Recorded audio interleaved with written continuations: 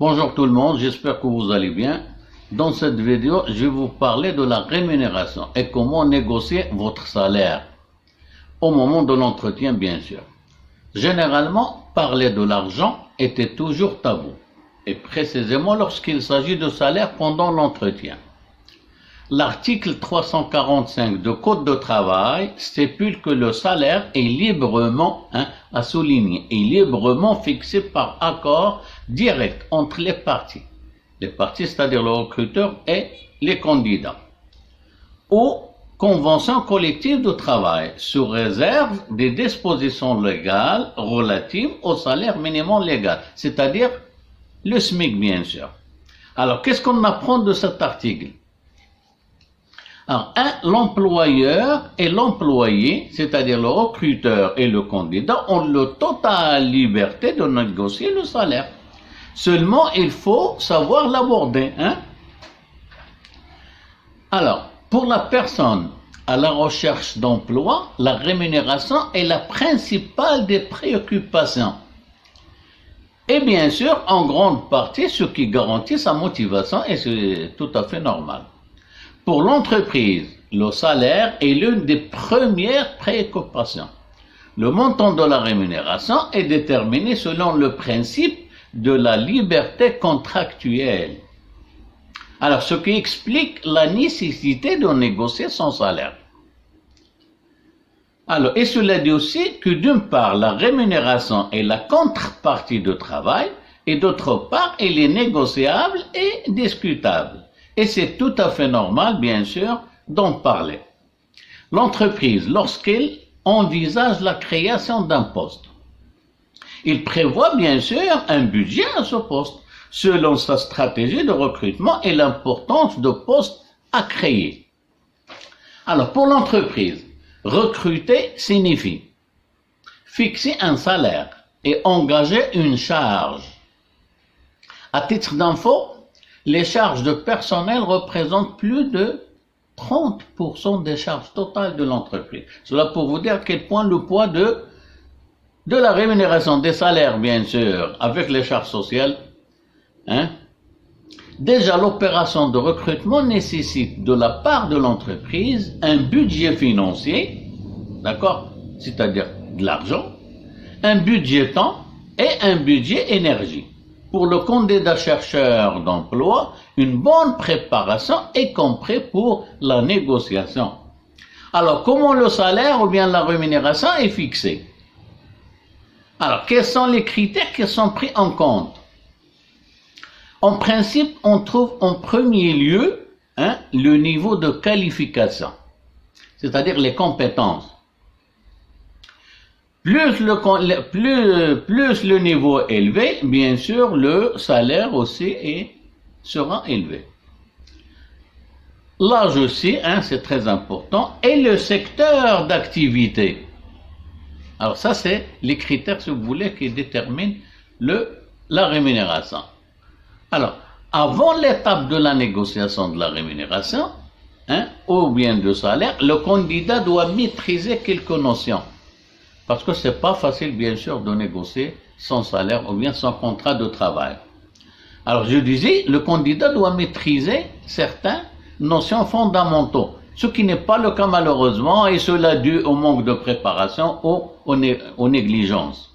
Alors, le candidat chercheur d'emploi doit être en mesure de faire la différence entre le salaire et la rémunération. Ça, c'est 1. 2. Faire la différence entre le salaire brut et le salaire net. D'accord? 3. C'est quoi les charges sociales? Bon, le candidat chercheur d'emploi doit être au courant des charges sociales. C'est quoi les charges sociales? C'est quoi les cotisations, les prélèvements, les retenues? D'accord? À propos des retenues. À propos des retenues. Il doit savoir les retenues légales, ou bien obligatoires, les retenues facultatives et les retenues, bien sûr, individuelles.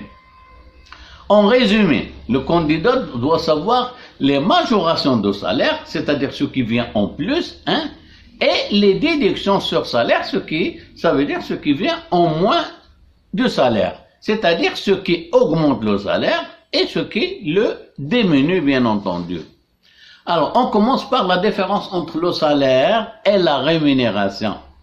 Dans le management des ressources humaines, lorsqu'on parle de salaire, c'est le salaire de base. C'est le salaire conventionnel, c'est-à-dire c'est le salaire sur lequel les deux parties se sont mis d'accord au moment de l'entretien. Et au moment de la négociation, bien sûr. Tandis que la rémunération, c'est le salaire de base, plus les éléments, les composants et les compléments de la rémunération, bien sûr, qui peuvent être des indemnités, ou bien des primes, ou bien des avantages. Et ces avantages, bien sûr, ils peuvent être des avantages en numéraire, ou bien des avantages en nature. C'est ce qu'on appelle les 2 N. Bien sûr, en ressources humaines. Et aussi, il y a les gratifications. Alors, ces additifs, ça se discute pendant l'entretien et au moment de la négociation, de la rémunération, bien sûr. Et bien sûr, il vient augmenter le salaire. En résumé, la rémunération, c'est le salaire de base, augmenter des éléments de la rémunération qui sont bien sûr, les indemnités, les primes, avantages et gratifications. Et sans oublier les heures supplémentaires, bien sûr, s'il y a lieu, bien sûr. Alors, on passe à la différence entre le salaire brut et le salaire net. D'accord? Et c'est là le sérieux problème. La confusion entre le salaire brut et le salaire net. Notamment de la part de candidats. Pour le recruteur, c'est son job. Évidemment, ça l'arrange de parler ou bien de discuter salaire brut.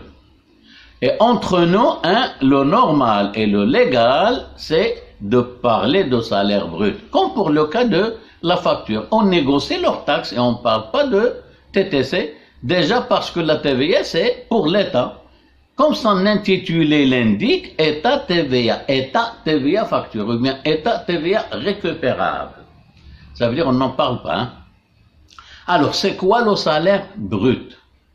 C'est le salaire qui inclut le salaire de base, plus les indemnités, plus les primes, plus les avantages et les gratifications. Et bien sûr, comme j'ai dit tout à l'heure, les heures sup s'il y a lieu. Alors, le salaire brut, c'est la rémunération tout court, tout simplement. Ou encore, c'est le montant de salaire global avant d'opérer aucune déduction, ou bien retenue, ou bien cotisation. Alors, et là, on parle des déductions, retenues et cotisations de la part salariale. D'accord? Excepté le montant de l'IR, bien sûr, qui est à la charge exclusive du salarié. Alors, à titre d'info, pour les avantages octroyés par l'employeur à son personnel, on peut citer le matériel informatique, qui peut être un PC portable, comme il peut être une tablette, un smartphone, ou bien le paiement de forfait téléphonique, ou bien une voiture de service, ou bien le financement de tout ou partie de loyer de salarié, logement de fonction. Alors tout ça, c'est des avantages. En plus de voyage, bon d'achat, chèque de repas, ou encore chèque de voyage et autres. Tout ça, c'est des avantages, bien sûr, qui coûtent de l'argent. Aussi bien pour l'entreprise que pour le salarié. Pour le salarié, il en bénéficie, bien sûr.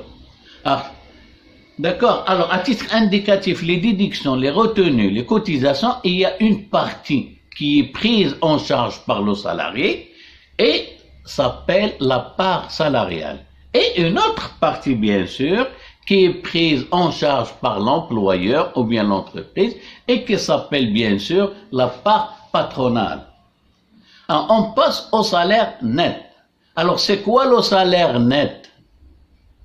Ben, simplement, c'est le montant encaissé par le salarié à la fin du mois. Soit par chèque bancaire, bien sûr, ou bien par virement bancaire. Et bien sûr, après avoir déduit tous les retenues, que ce soit des retenues légales, comme on vient de voir, ou bien des retenues facultatives, ou bien des retenues individuelles. Bon, si vous voulez qu'on en parle ou bien qu'on fournisse plus de détails, d'accord, vous n'avez qu'à me le signaler, bien sûr, dans les commentaires. D'accord. Alors, c'était bien sûr la fin de la vidéo. J'espère qu'elle sera utile. Merci et à la prochaine.